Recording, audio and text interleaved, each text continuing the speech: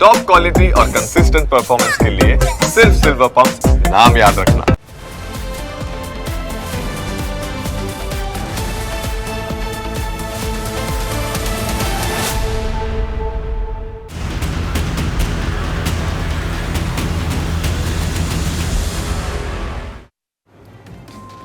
જો ઈરાન અને ઇઝરાયલ વચ્ચે થયેલું યુદ્ધ વધારે ખેંચાશે તો તેના પરિણામો ગુજરાતને પણ ભોગવવા પડી શકે છે. તમને લાગતું હશે કે યુદ્ધ તો હજારો કિલોમીટર દૂર થઈ રહ્યું છે, તેનાથી આપણને શું લેવા દેવા, પરંતુ આ યુદ્ધના કારણે તમારા ખિસ્સા ઉપર પણ અસર પડી શકે છે. ભારત ભલે યુદ્ધમાં ઇન્વોલ્વ ન હોય પણ તમારા વેપારને મોટો ફટકો પડી શકે છે. આખરે કયા કયા સેક્ટરમાં ગુજરાતને નુકસાન ભોગવવું પડી શકે છે તેના વિશે વિગતવાર વાત કરીએ.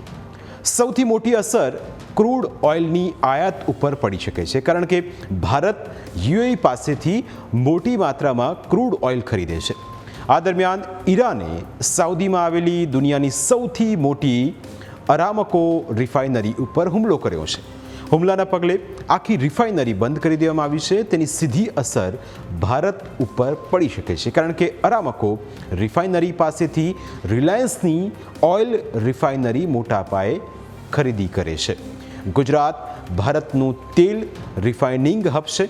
જામનગરમાં રિલાયન્સની રિફાઇનરી વિશ્વની સૌથી મોટી છે, જે 1.4 મિલિયન બેરલ પ્રતિદિન ક્ષમતા ધરાવે છે. વડોદરાની ગુજરાત રિફાઇનરી પણ મહત્વપૂર્ણ છે, જે 13.7 મિલિયન ટન વાર્ષિક ક્ષમતા ધરાવે છે. આ રિફાઇનરીઓ મધ્ય પૂર્વના આયાતી તેલ ઉપર આધારિત છે, જેમાંથી 40થી 50% સ્ટ્રેટ ઓફ હોર્મુઝ માર્ગે આવે છે. સ્ટ્રેટ ઓફ હોર્મુઝ વિશ્વનો સૌથી મહત્વપૂર્ણ તેલ પરિવહન માર્ગ છે, જેમાંથી 20% વૈશ્વિક તેલ પસાર થાય છે.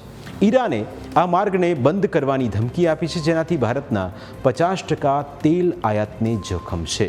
આનાથી ક્રૂડ ઓઇલના ભાવમાં વધારો થશે, જે ગુજરાતની રિફાઇનરીઓને અસર કરશે. તેલના વધતા ભાવથી પેટ્રોલ ડીઝલ મોંઘા થવાની પણ શક્યતાને નકારી ન શકાય, જેનાથી પરિવહન ખર્ચ વધશે. ગુજરાતના ખેડૂતો અને નાના વેપારીઓને આનાથી અસર થશે, કારણ કે તેમની આવકમાંથી મોટો હિસ્સો ઈંધણ પણ વપરાય છે. જો ક્રૂડ ઓઇલના ભાવ વધશે તો તેની અસર પેટ્રોકેમિકલ બિઝનેસ ઉપર પણ થશે. કેમિકલ્સ બનાવતા માટે વપરાતા રો મટીરિયલના ભાવ વધશે. અંકલેશ્વર અને દહેજથી હજારો નાની મોટી કેમિકલ ફેક્ટરીઓની ઉત્પાદન કિંમત વધશે.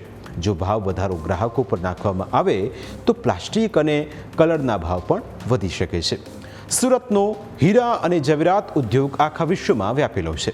આ યુદ્ધના કારણે અમેરિકા અને યુરોપના માર્કેટ ઉપર અસર પડી શકે છે. યુદ્ધની સ્થિતિમાં અમેરિકા અને યુરોપના દેશોમાં લક્ઝરી વસ્તુઓની માંગ ઘટશે. તેના કારણે સુરતના હીરા ઉદ્યોગના ઓર્ડર ઓછા થઈ શકે છે. આ ઉપરાંત સોનાના ભાવમાં ઉછાળો આવવાથી સ્થાનિક જ્વેલરી માર્કેટમાં પણ મંદીનો માહોલ સર્જાઈ શકે છે. વેપાર પર થનારી નકારાત્મક અસર માત્ર મોટા ઉદ્યોગપતિઓ સુધી સીમિત રહેશે તેવું નથી. જો લાંબા સમય સુધી એક્સપોર્ટ બંધ રહેશે તો તેની સીધી અસર સુરત અને અન્ય કેન્દ્રોના નાના રત્ન કલાકારો ઉપર પણ પડશે, કારણ કે ઓછું કામ થવાથી કારીગરોની રોજીરોટી છીનવાઈ જવાનો ડર અત્યારથી જ સતાવી રહ્યો છે. આ ઉપરાંત કાપડ માર્કેટ ઉપર પણ અસર થઈ શકે છે. કાપડ માર્કેટને પણ મોટો ફટકો પડી શકે છે. આ બાબતે સુરત ચેમ્બર ઓફ કોમર્સના પ્રમુખ નિખિલ મદ્રાસીનું કહેવું છે કે યુદ્ધની લાંબા ગાળાની સ્થિતિ સુરતના ટેક્સટાઇલ ઉદ્યોગને મોટું નુકસાન પહોંચાડી શકે છે, કારણ કે સુરતનો કાપડ વેપારી દુબઈ મારફતે 45 જેટલા આરબ દેશો સાથે સીધો જોડાયેલો છે. આ દેશોમાં સુરતની મેન મેડ ફાઇબર, બુરખાનું કાપડ અને સલવાર કમીઝ જેવી ચીજોની નિકાસ થાય છે. આપણે જેમ તેમ માર્ગ ખોલેલા હતા, આપણે વૈકલ્પિક બજારો ખોલ્યા હતા. અમેરિકા પર આપણે નિર્ભર નહીં રહેતા, અલગ અલગ દેશોની અંદર આપણે વૈશ્વિક વેપાર વધારવાના પ્રયત્નો કર્યા હતા. એમાં પણ ડિસ્ટર્બન્સ આવશે. સવાલ છે હવે સમયનો, સવાલ છે શાંતિનો. કુલ માઇન્ડથી બધાએ વર્તવું જોઈએ.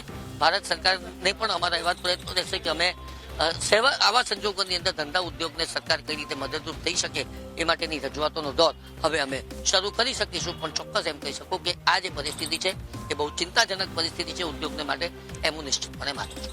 જે નાના મોટા ઉદ્યોગ છે, જે ટેક્સટાઇલમાં MSME છે અથવા ડાયમંડવાળા છે, તે ઉદ્યોગકારોને નાણાકીય સહાય કે એના પેકેજ પણ સરકાર જાહેર કરશે કે જેથી સરકારે કરવું પડશે કે જેથી તો જ આપણા ઉદ્યોગો ટકી શકશે. એમને તમારે ફંડ પણ આપવું પડશે અને બીજું કે કેપિટલ એક્સપેન્ડિચર કરીને રોજગારી પણ આપવી પડશે તો ઉદ્યોગો ટકી જશે. તો બીજી તરફ રાજકોટના engineering goods, auto parts, jewellery અને સિરામિક્સની નિકાસ પર આ યુદ્ધના કારણે મોટા અવરોધો ઊભા થવાની શક્યતા છે, જેનાથી અનેક વેપારીઓને આર્થિક નુકસાન પહોંચી શકે છે. ઈરાન ઇઝરાયલ યુદ્ધના કારણે રેડ સી અને સ્ટ્રેટ ઓફ હોર્મુઝ જેવા મહત્વના જળમાર્ગોમાં વ્યવહાર અસ્થિર બન્યો છે. આ કારણે ભારતીય નિકાસકારોને શિપિંગ ખર્ચમાં 15થી 20% વધારો અને ડિલિવરીમાં 15થી 20 દિવસનો વિલંબ થઈ શકે છે. રાજકોટના MSME ઉદ્યોગો મિડલ ઇસ્ટ, યુરોપ અને અમેરિકા તરફથી નિકાસ પર આધારિત છે. તેમને આ અવરોધોના કારણે ઓર્ડર કેન્સલેશન અને વધુ ઇન્સ્યોરન્સ પ્રીમિયમનો સામનો કરવો પડી શકે તેમ છે. આખરે કેવી રીતે તે પણ સાંભળો. પરિસ્થિતિ થોડી ડામાડોળ થઈ છે અને રાજકોટનો ઉદ્યોગ, એન્જિનિયરિંગ ઉદ્યોગ છે એ આની સાથે જોડાયેલો છે. ગલ્ફ સાથે આપણો ખૂબ મોટા બિઝનેસ છે અને ટ્રેડની શરૂઆત આપણી દુબઈથી થાય છે. એટલે આપણા આગળ જતા યુરોપ અને અમેરિકા બાજુ જતા જે માલ, આફ્રિકામાં જતા માલ વાયા દુબઈ થઈ જાય છે અને દુબઈ પોર્ટ ઉપર પણ હુમલો કરવામાં આવ્યો ત્યારે આપણા એન્જિનિયરિંગ ઉદ્યોગને ખૂબ મોટા પ્રમાણમાં ફટકો પડશે, કેમ કે ઈરાન દ્વારા જે હુમલો કરવામાં આવ્યો છે અને એની હાર્મુઝ સ્ટ્રીટ બંધ કરી દેવામાં આવ્યું છે એ આપણા માટે ખૂબ નુકસાનદાયક છે અને આપણા વેસલ્સો અને આપણા કન્ટેનરો જે તે જગ્યાએ ફસાયેલા રહેશે. આ ઉપરાંત મોરબીથી વિશ્વના અનેક દેશોમાં ટાઇલ્સ અને સેનેટરી વેરની નિકાસ થાય છે. મોરબીની પ્રોડક્ટ્સ મિડલ ઇસ્ટના દેશોમાં ખૂબ જાય છે. તેના કારણે નિકાસ માટે વપરાતા કન્ટેનરના ભાડા અને દરિયાઈ વીમો વધશે. ટ્રાન્સપોર્ટેશન ખર્ચ વધવાથી મોરબીની ટાઇલ્સ આંતરરાષ્ટ્રીય બજારમાં મોંઘી થશે અને વેચાણ ઘટશે. બીજી તરફ ગુજરાતમાંથી કૃષિ પેદાશોની નિકાસ મોટા પાયે થાય છે. ઈરાન અને ખાડીના અન્ય દેશો ગુજરાતના ખેત ઉત્પાદનોના મોટા ખરીદદાર છે. જો શિપિંગ રૂટ પ્રભાવિત થાય તો જીરું અને મગફળીની નિકાસ અટકી શકે છે, જેની સીધી અસર ઉત્તર ગુજરાત અને સૌરાષ્ટ્રના ખેડૂતો તેમજ વેપારીઓ ઉપર પડી શકે છે. આ ઉપરાંત દવા બનાવવા માટે API એટલે કે એક્ટિવ ફાર્માસ્યુટિકલ ઇન્ગ્રેડિયન્ટ્સના લોજિસ્ટિક્સ ખર્ચમાં વધારો થશે. ભારતની મોટી ફાર્મા કંપનીઓ ઉપર પણ તેની અસર પડી શકે છે. બીજી તરફ ટ્રાવેલ ઉદ્યોગને પણ મોટું નુકસાન સહન કરવું પડે તેવી સ્થિતિ છે. ટ્રાવેલ એન્ડ ટુરિઝમ ટાસ્ક ફોર્સના ચેરમેન સંજીવ છાજરનું કહેવું છે કે UAEમાં ટ્રાવેલ્સ અને ટુરિઝમ સૌથી મોટો બિઝનેસ છે, પણ હાલની જે સ્થિતિ છે તે જોતાં આગામી 1 મહિના સુધી કોઈ ડિપાર્ચરની શક્યતા નથી. હાલમાં ત્યાં 25,000 જેટલા પ્રવાસીઓ અટવાયા છે. ટુરિઝમ સાથે ગુજરાતના એક્સપોર્ટ સેક્ટરને મોટી અસર જોવા મળી રહી છે. યુએઈનું મોટામાં મોટો અહીંથી ટ્રાવેલ એન્ડ ટુરિઝમ માટેનો એક બિઝનેસ છે. એ ટોટલ અત્યારે બધા ડિપાર્ચર્સ કેન્સલ થઈ ગયા છે અને જે રીતે અમે પરિસ્થિતિ જોઈ રહ્યા છે આવનારા લગભગ નેક્સ્ટ 1 મહિના સુધી તો કોઈ ડિપાર્ચર હવે થવાના નથી, કેમ કે લોકો સેફ્ટી અને સિક્યોરિટી અમે પણ ઈચ્છીએ કે સેફ્ટી સિક્યોરિટી પહેલાં રહે. એટલે ટ્રાવેલ એન્ડ ટુરિઝમની અંદર તો ચોક્કસપણે એનું અસર પડશે. તેમજ જે બીજા સેક્ટર જે એક્સપોર્ટના સેક્ટર છે, ડાયમંડ છે, ટેક્સટાઇલ્સ છે, એ દરેક સેક્ટરની અંદર તો અત્યારે આ જે પરિસ્થિતિનું નિર્માણ થયું છે એમાં એક અસર તો પડશે.